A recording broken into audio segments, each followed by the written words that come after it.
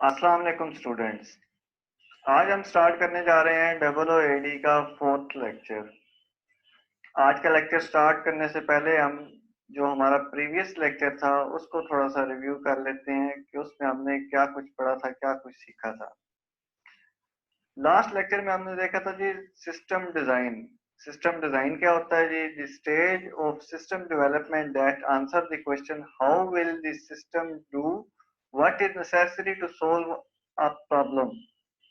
इसमें हमने देखा था जी कि डिजाइन में हमारे पास क्या होता है कि हमने जो प्रॉब्लम देखी थी हमारे एनालिसिस फेज में, जो हमारे पास रिक्वायरमेंट्स आई थी उनका हमने सॉल्यूशन देना था। तो हमने डिजाइन फेज में क्या देखा था जी? हमने डिजाइन फेज में देखा था कि वो जो हम सॉल्यूशन प्रोवाइड कर रहे हैं किसी प्रॉब्लम के लिए, वो कैसे काम करेगा।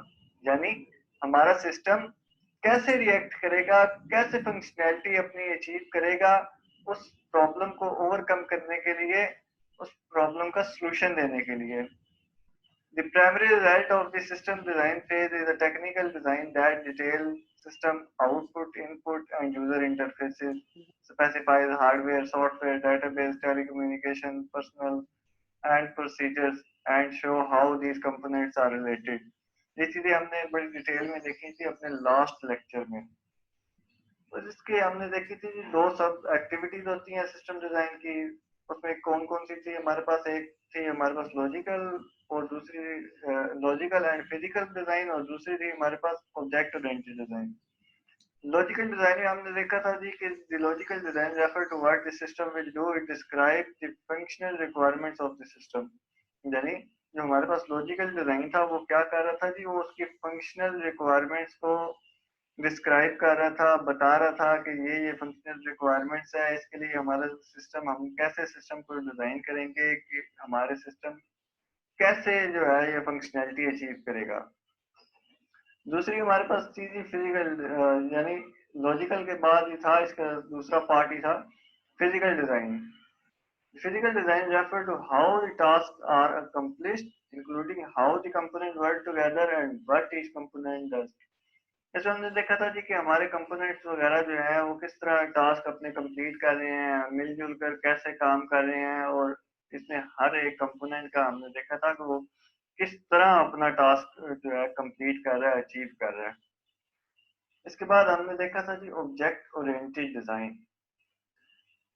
ऑब्जेक्ट ओरिएंटेड डिजाइन में क्या हो रहा था कि using the double approach you can design key objects and classes of objects in the new and updated system.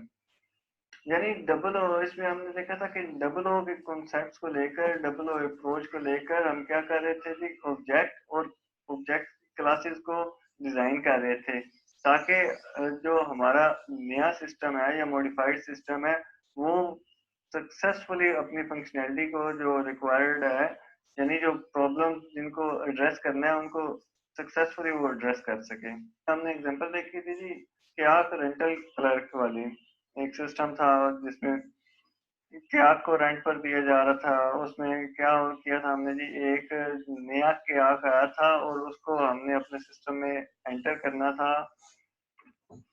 कौन से ऑब्जेक्ट से इसमें हमने किया था जी एंटर? हमने एक ऑब्जेक्ट बना रखा था काया आइटम का, उसके थ्रू हमने इसको अपने सिस्टम में एंटर किया था। और क्लर्क ने क्या किया था जी? पहले क्रिएट का उसने मैसेज दिया था क्या का आइटम को, उसने आगे से रिस्पॉन्स दिया था जी कि इस आइटम की जो आप इंटर करना चाह रहे हैं उसकी आईडी इंटर करें।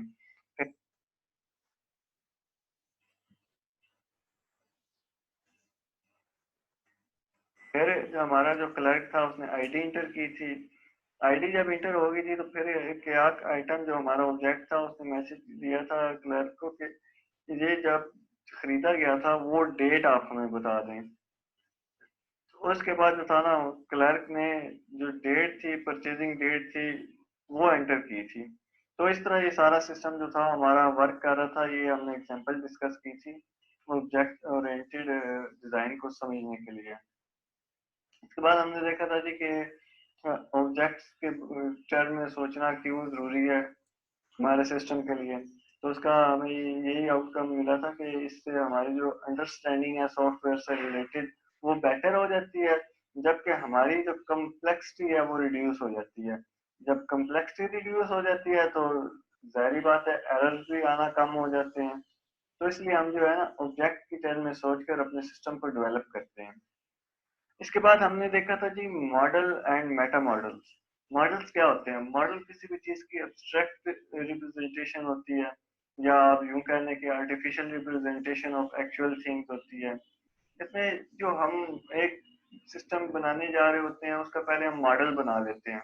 मॉडल की फॉर्म में बनाकर उसको देख लेते हैं, भाई ये अगर हम सिस्टम ये चीजें इम्प्लीमेंट करने जा रहे हैं, ये कोड इम्प्लीमेंट करने जा रहे हैं, उससे पहले उसका मॉडल अगर हम बना लें, हम देख लें कि जो हमारा सिस्टम होगा जब बन जाएगा, एक्चुअल फॉर्म में आ जाएगा, तो वो कैसे दिखेगा। इसके लिए हम क्या करते हैं? इसके लिए हम मॉडलिंग करते हैं। मॉडल को एज अ आर्टिफिशियल रिप्रेजेंटेशन के लिए यूज किया जाता है, जो एज इट इज होता है, जो हमारा सिस्टम बनने जा रहा है उसको रिप्रेजेंट कर रहा होता है। इसमें फॉर एग्जांपल इसमें आ जाती है हमारा यूज केस आ गया, या डोमेन मॉडल आ गया। ये क्या चीजें होती हैं? ये artificial representation of actual things होती हैं। इसके बाद हमने देखा था मॉडल के बाद मेटा मॉडल। मेटा मॉडल क्या होते हैं? उसमें हमने ये देखा था जी कि मेटा मॉडल्स मॉडल होते हैं मॉडल से रिलेटेड, यानी model about model. Modelling techniques होती हैं that provide semantic and syntax for model. यानी मॉडल जो होता है उसको उसका स्ट्रक्चर बनाने के लिए, या उसमें जो स्ट्रक्चर बना हुआ होता है उसको बामायनी बनाने के लिए। फॉर एग्जांपल जैसे अब एक्शन का आइकन आ गया, इवेंट का आइकन आ गया, ये कौन हमें बताता है जी? ये हमें मेटा मॉडल बताता है। इसकी इंफॉर्मेशन हमें मेटा मॉडल से मिलती है। यानी ये मॉडल से रिलेटेड मॉडल है, मॉडल के मुतल्लिक मॉडल है, मॉडल अबाउट मॉडल हम कह सकते हैं इसको। ये हमारा था जी लास्ट लेक्चर जो हमने लिया था। अब हम चलते हैं अपने आज के लेक्चर की तरफ।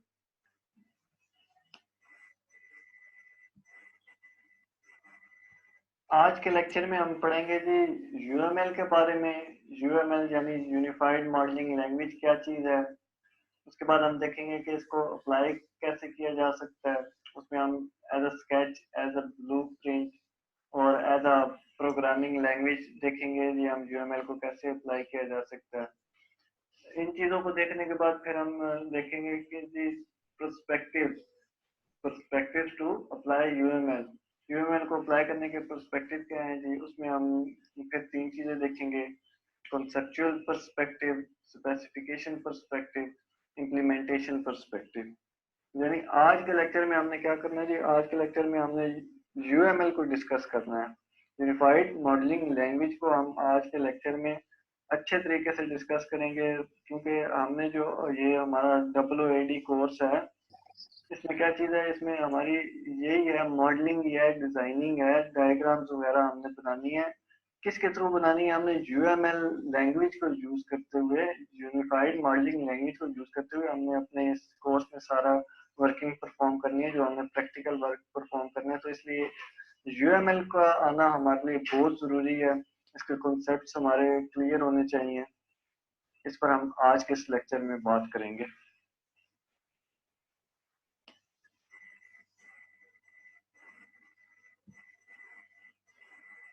सबसे पहले हमारे पास आ जाती है जी UML, unified modelling language.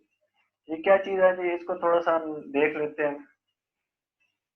Unified modelling language is a standardised modelling language consisting of an integrated set of diagram developed to help system and software developer for specifying, visualizing, constructing, and documenting the artifacts of software system। यानी ये क्या चीज है जी? ये एक standardise modelling language है हमारी, जो सॉफ्टवेयर इंजीनियरिंग में यूज होती है। किस लिए? ये इसमें क्या चीजें होती हैं जी? ये इंटीग्रेटेड सेट ऑफ डायग्राम्स है, यानी मल्टीपल डायग्राम्स पर ये मुश्तमिल है, और डेवलपर के लिए ये आसानी पैदा करती है। किस चीज में? Specifying, visualising, constructing and documenting the artefacts of software system. Or UML, the UML represent a collection of best engineering practices that have proven successful in the modeling of large and complex systems. यानी ये collection है जी best engineering practices का, जो कि कारामद साबित हुई हैं, successful साबित हुई हैं किसी कम्प्लेक्स सिस्टम को मॉडिफाई करने, उसके मॉडलिंग करने के लिए, या लार्ज सिस्टम को की मॉडलिंग में ये बहुत अच्छी चीज है। यानी ये हमारे सॉफ्टवेयर इंजीनियरिंग में बहुत यूजफुल चीज है, हमारे सॉफ्टवेयर प्रोसेस को ये फास्ट कर देती है, और जो हमारे सॉफ्टवेयर की क्वालिटी जो है उसको इनहेंस कर देती है। UML uses mostly graphical notation to express the design of the software project. इसमें क्या चीज होती है, इसमें ज्यादातर ग्राफिकल नोटेशन वगैरह यूज होते हैं, जैसे हम एक्टिविटी डायग्राम्स में देख रहे थे, या हमने यूज केस में देखा था, क्लास डायग्राम वगैरह में हमने देखा था। ग्राफिकल नोटेशन वगैरह को ना यूज करते हुए ये किसी सॉफ्टवेयर प्रोजेक्ट का डिजाइन बना रही थी, और उसको स्पेसिफाई कर रही थी, कंस्ट्रक्ट कर रही थी। जो हमारे जो सॉफ्टवेयर इंजीनियर्स थे, जो सॉफ्टवेयर डेवलपर हमारे थे, उनके लिए ये बहुत यूजफुल है सिस्टम को डिजाइन करने के लिए।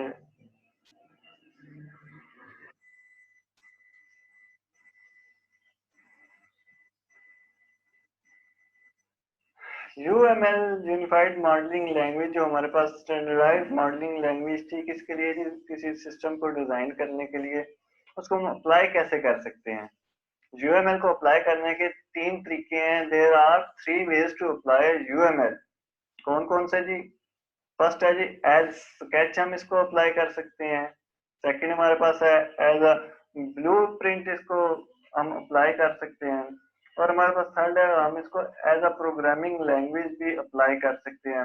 ये किस चीज के लिए हम चीज अप्लाई करें इनको? ये हम अपने सिस्टम को डिजाइन करने के लिए, उसकी जो है इम्प्लीमेंटेशन, उसको आसान बनाने के लिए हम यूएमएल को यूज करते हैं। यूएमएल को यूज करते हुए सिस्टम को स्पेसिफाई करते हैं, कंस्ट्रक्शन वगैरह जो सिस्टम की हो रही होती है, डॉक्यूमेंटिंग, वो हम किसके थ्रू कर रहे होते हैं? यूएमएल के थ्रू। और इन तीन तरीकों से, as sketch, as blueprint, as programming language, हम यूएमएल को अप्लाई करते हैं अपने सॉफ्टवेयर के लिए।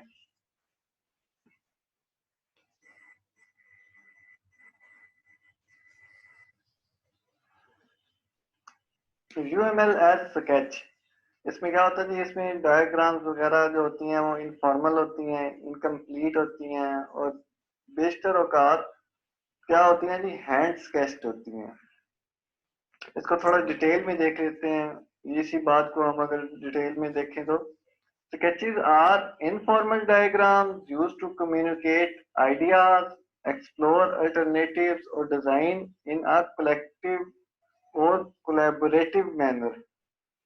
They are usually focused on some aspects of the system and are not intended to show every detail of it. Sketch is the most common use of the UML, and it is certainly the way I always use it. यानी sketch क्या है जी? हमारे पास informal diagrams हैं ideas को communicate करने के लिए, और अल्टरनेटिव जो हमारे पास हैं उनको एक्सप्लोर करने के लिए कोलैबोरेटिव मैनर में। और ये क्या कर रही होती है जी? Usually focus on some aspect of the system and are not intended to show every detail. यानी ये जो सिस्टम का थोड़ा सा एरिया होता है उसको इन्होंने फोकस कर रखा होता है, और उसके बारे में डिटेल्स बता रही होती हैं, हमें इंफॉर्मेशन दे रही होती है, हमें गाइड कर रही होती है कि हमने कैसे सिस्टम को लेकर चलना है। ये इनकी जो ये नहीं है इनकी रिस्पॉन्सिबिलिटी कि वो हमारे सिस्टम के हर हिस्से को डिटेल में जो है शो कराएं हमें, या हमें इम्प्लीमेंटेशन के बारे में हर हिस्से के बारे में बताएं। यानी कि स्केच जो है बेसिकली ये छोटे से एरिया के लिए है, कम्युनिकेट कर रहा होता है, बेसिक हमें आइडिया के बारे में बता रहा है। ये स्केच जो है हमारी यूएमएल जो लैंग्वेज है, यूनिफाइड मॉडलिंग लैंग्वेज, उसमें सबसे ज्यादा जो कॉमन चीज है जो यूज होती है वो स्केच ही यूज होता है।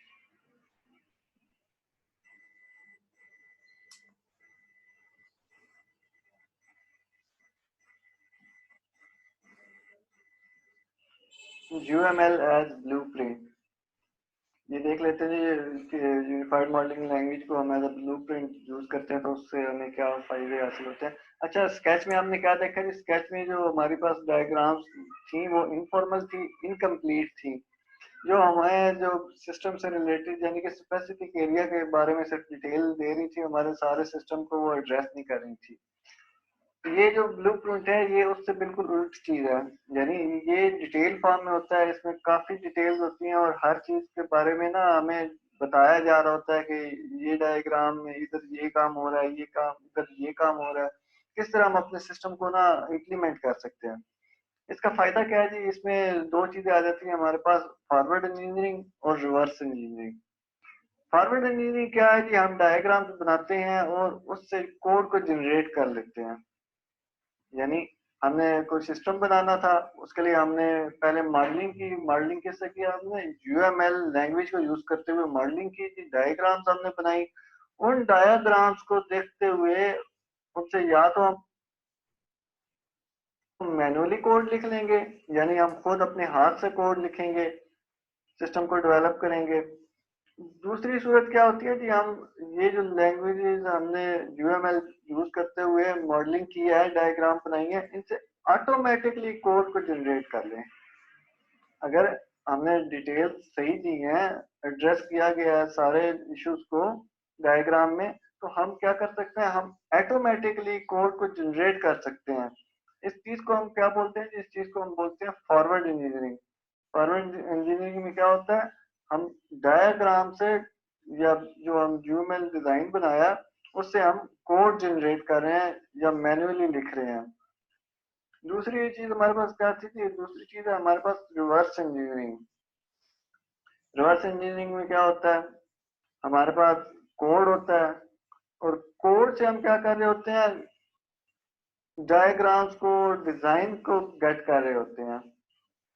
यानी फॉरवर्ड में क्या था, कोड डिजाइन से कोड को जनरेट कर रहे थे, जबकि रिवर्स में क्या है, कोड से डिजाइन को जनरेट कर रहे हैं। इस तरह हम यूएमएल क्लासेस वगैरह, पैकेजेस, सीक्वेंस डायग्राम etc, ये जो है हम कोड को रीड करते हुए सोर्स कोड से यूएमएल की मदद से, यूएमएल टूल को यूज करते हुए तो ये डायग्राम्स हम जनरेट कर सकते हैं और देख सकते हैं कि हमारा सिस्टम कैसे वर्क परफॉर्म कर रहा है, या मजीद अगर हमने इसको रिफाइन करना है, इसको अपडेट करना है, हमने मॉडिफाई करना है, तो हम यानी कोड से डिजाइन में लेकर जाएं और डिजाइन में अपडेशन वगैरह करके फिर हम इससे फॉरवर्ड इंजीनियरिंग के थ्रू कोड को जनरेट कर लें। ये क्या चीज है हमारे पास, ये हमने सारा क्या देखा है, ये हमने देखा है यूएमएल एज ब्लूप्रिंट, यानी डिटेल फॉर्म में जो हमारे पास था।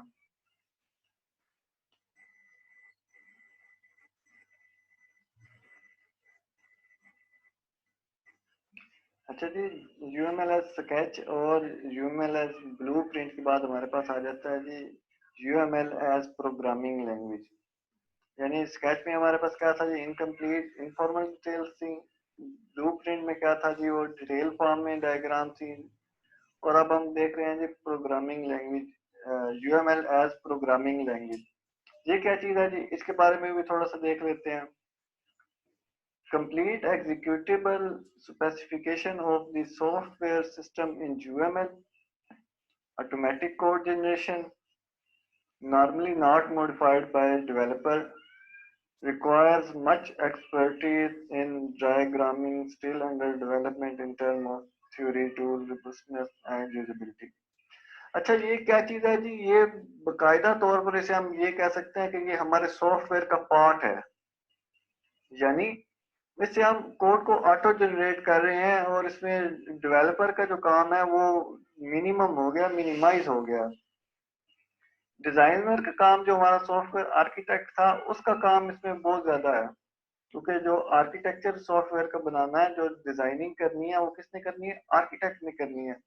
तो उसका काम इधर ज्यादा हो गया और जो हमारा डेवलपर था उसका काम कम हो गया। इसमें हम क्या करते हैं जी, इसमें हम बेसिकली मॉडल्स बनाते हैं और उन मॉडल्स को, वो फॉर्मल मॉडल होते हैं, एट अ टाइम वो एब्स्ट्रैक्ट भी होते हैं और फॉर्मल भी होते हैं, और उनको क्या करते हैं जी, हम ट्रांसफॉर्मेशंस को यूज करते हुए, ट्रांसफॉर्मेशन हमारे पास क्या होती है, ट्रांसफॉर्मेशन हमारे पास बेसिकली सेट ऑफ रूल्स होते हैं। उनको यूज करते हुए हम जो है अपने कोड को, वो जो मॉडल हमने बनाया था यूएमएल में, मॉडलिंग लैंग्वेज को यूज करते हुए हमने मॉडल बनाया था जिसे आप डायग्राम भी बोल सकते हो, उससे हम क्या कर रहे हैं जी, कोड को ऑटो जनरेट कर रहे हैं।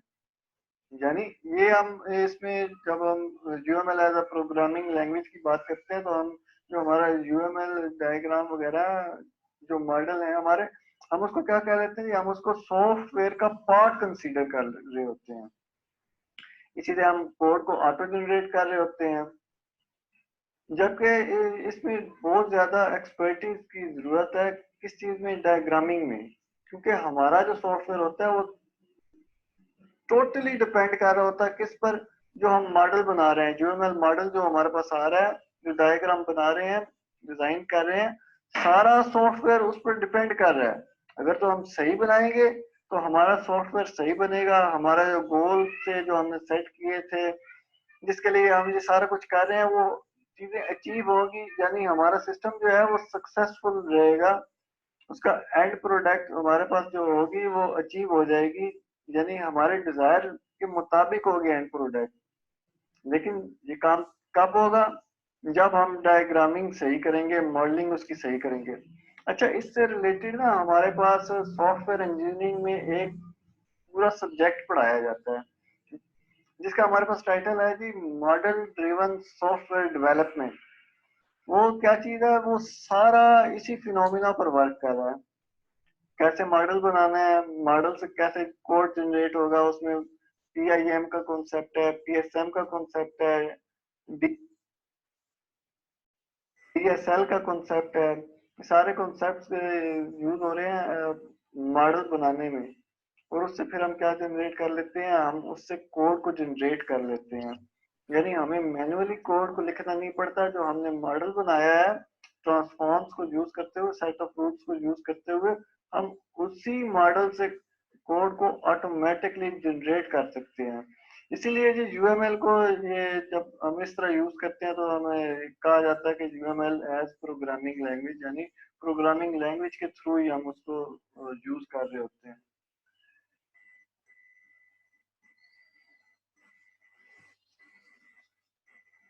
अच्छा जी, UML as sketch, as blueprint और एज प्रोग्रामिंग लैंग्वेज के बाद हम देख लेते हैं जी पर्सपेक्टिव कौन कौन से हैं यूएमएल को अप्लाई करने के लिए। पर्सपेक्टिव टू अप्लाई यूएमएल, हमारे पास ये तीन है जी पर्सपेक्टिव यूएमएल को अप्लाई करने के लिए।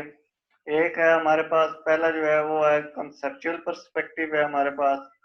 उसके बाद हमारे पास है जी स्पेसिफिकेशन पर्सपेक्टिव, और उसके बाद हमारे पास है जी इम्प्लीमेंटेशन पर्सपेक्टिव। यानी ये क्या चीजें हैं, ये हमारे नुक्ता नजर हैं किसको यूज करने के लिए, यूएमएल यानी program sorry unified modelling language को अप्लाई करने के लिए। ये तीन पर्सपेक्टिव हैं, इनको थोड़ा थोड़ा देख लेते हैं ये क्या है। कंसेप्चुअल पर्सपेक्टिव क्या है, स्पेसिफिकेशन पर्सपेक्टिव क्या है, इम्प्लीमेंटेशन पर्सपेक्टिव क्या है, इनको हम देख लेते हैं जी एक एक करके, क्या चीजें हैं, इसमें क्या चीज जाहिर की गई है, किस चीज को ये शो कर रहे हैं।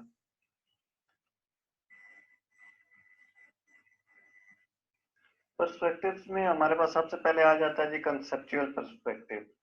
कंसेप्चुअल पर्सपेक्टिव क्या है जी, diagrams are interpreted as describing things in a situation of real world. इस जो है हमारे पास कंसेप्चुअल पर्सपेक्टिव, इसमें क्या बात की गई है, यानी डायग्राम जो होती हैं वो तशरीह कर रही होती हैं जो हमारी रियल वर्ल्ड से रिलेटेड चीजें होती हैं, हमारे सिस्टम को उनसे कंपेयर कर रही होती हैं। यानी फॉर एग्जांपल, हम किसी चीज का मॉडल बनाते हैं, एग्जांपल के तौर पर हम ले लेते हैं कि हम अपने जो है घर का मॉडल बना रहे हैं, घर का मॉडल बना रहे हैं जी, हम कहते हैं जी इधर हमारा सहन होना चाहिए, हमारे इतने कमरे होने चाहिए, छत इस तरह की होनी चाहिए। यानी हम ना जो आर्किटेक्ट है हम उसको बताई जा रहे हैं कि ये चीजें हमारे ना घर में होनी चाहिए, इस तरह जो है उसकी बिल्डिंग हो। तो उसके बाद वो क्या करता है कि वो जो है ना आपके लिए एक मैप बनाता है, उसको डिजाइन करता है। वो जो चीजें आप बता रहे थे वो चीजें एग्जैक्ट जो है वो डिजाइनिंग के फॉर्म में एज अ मॉडल वो ना आपको बनाकर दिखा देता है। तो ये क्या हो रहा है जी, ये आपकी कंसेप्चुअल पर्सपेक्टिव था, जो डायग्राम थी, जो आपका वो नक्शा बना है या आपका जो मॉडल बना है, वो क्या है, बेसिकली वो डायग्राम ही है। वो क्या कर रही है जी, वो रियल वर्ल्ड की जो सिचुएशन होगी, यानी जब अगर आप अपना घर पर इम्प्लीमेंटेशन करते, यानी उसको रियल फॉर्म में लेकर आते, बिल्डिंग बन जाती, तो वो जैसा दिखना था, अब जो है मॉडल में वो बिल्कुल वैसा ही दिख रहा है। तो ये हमारे पास क्या चीज है जी, ये हमारे पास है कॉन्सेप्चुअल पर्सपेक्टिव।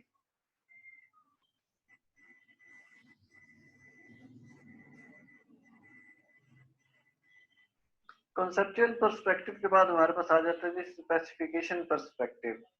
इसमें क्या होता है जी, describe software abstraction but not specific to any programming languages. यानी ये वही हमारे पास कॉन्सेप्ट है जो हमारे पास होता है एमडीएसटी में, मॉडल ड्रिवन सॉफ्टवेयर डेवलपमेंट में,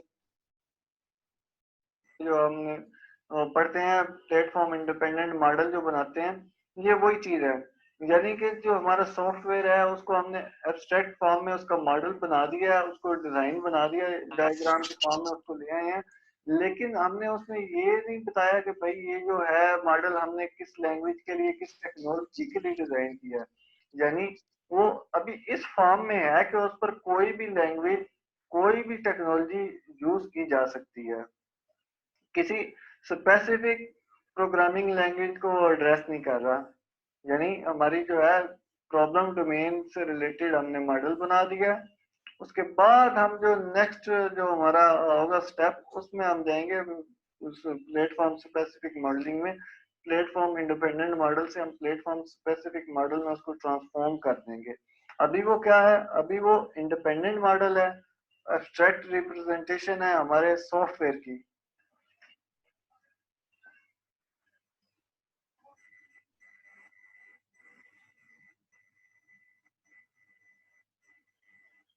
स्पेसिफिकेशन पर्सपेक्टिव के बाद हमारे पास आ जाता है जी इम्प्लीमेंटेशन पर्सपेक्टिव। इम्प्लीमेंटेशन पर्सपेक्टिव क्या है जी, इसको भी थोड़ा सा हम देख लेते हैं। Implementation perspective describe software implementation in specific technology. अच्छा, स्पेसिफिकेशन पर्सपेक्टिव में क्या हो रहा था जी, वो सिर्फ एब्स्ट्रैक्ट फॉर्म थी हमारे सॉफ्टवेयर की, और उसमें हमने स्पेसिफिक लैंग्वेज को हम एड्रेस नहीं कर रहे थे, किसी स्पेसिफिक लैंग्वेज के लिए हम वो मॉडल नहीं बना रहे थे। जबकि इम्प्लीमेंटेशन पर्सपेक्टिव में क्या होगा जी, वो जो होगा स्पेसिफिक टेक्नोलॉजी को एड्रेस कर रहा होगा, किसी स्पेसिफिक लैंग्वेज के लिए हमने वो जो है मॉडल बनाया है। जैसे हमारा एमडीएसटी में मॉडल ड्रिवन सॉफ्टवेयर डेवलपमेंट, जो हम डायग्राम से, जो हम मॉडल से डेवलपमेंट करते हैं, कोड को ऑटो जनरेट करते हैं, उसमें क्या होता है, उसमें दो तरह के होते हैं मॉडल। एक होता है प्लेटफॉर्म इंडिपेंडेंट मॉडल और एक होता है platform specific model. Platform independent model की हमने पहले भी बात की है, वो क्या होते हैं जी, वो किसी प्रोग्रामिंग लैंग्वेजेस को या प्लेटफॉर्म को माइंड में रखकर डिजाइन नहीं किए जाते, वो सिर्फ प्रॉब्लम डोमेन जो होती है, प्रॉब्लम रिलेटेड डोमेन, उसको एड्रेस कर रहे होते हैं।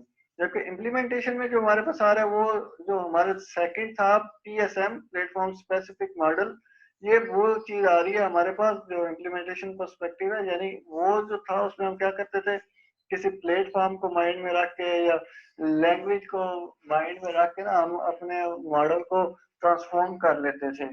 तो इम्प्लीमेंटेशन पर्सपेक्टिव में वही सेम हमारा फिनोमिना है, हमने किसी स्पेसिफिक लैंग्वेज को या टेक्नोलॉजी को या प्लेटफॉर्म को माइंड में रख कर जो है ना वो चीज़ों को डिस्क्राइब किया है, अपने सॉफ्टवेयर को डिस्क्राइब किया है। यानी उसकी डिजाइनिंग जो की है वो हमने किसी प्लेटफॉर्म को या टेक्नोलॉजी को अपने माइंड में रख कर स्पेसिफिकली उसी प्लेटफॉर्म या टेक्नोलॉजी के लिए हमने जो डिजाइन बनाया अपने सॉफ्टवेयर का। और अब क्या होगा इसमें, अब लिमिटेशन क्या आ गई हमारे पास, अगर हम किसी और लैंग्वेज पर या टेक्नोलॉजी को यूज करते हुए या प्लेटफॉर्म को यूज करते हुए अगर अब हम उस डिजाइन से इम्प्लीमेंटेशन की तरफ जाना चाहें, तो वो अब हमारे लिए नामुमकिन है। हमें दोबारा उसको जो पीएसएम था हमारा प्लेटफॉर्म यानी इम्प्लीमेंटेशन पर्सपेक्टिव था, उसको हम वापस कहाँ जाना पड़ेगा, स्पेसिफिकेशन पर्सपेक्टिव में।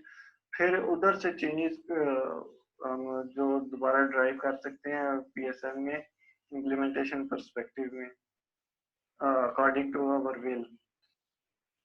ये है हमारे पास ये तीन हमारे पास थे, conceptual perspective, specification perspective, implementation perspective to apply UML, unified modelling languages.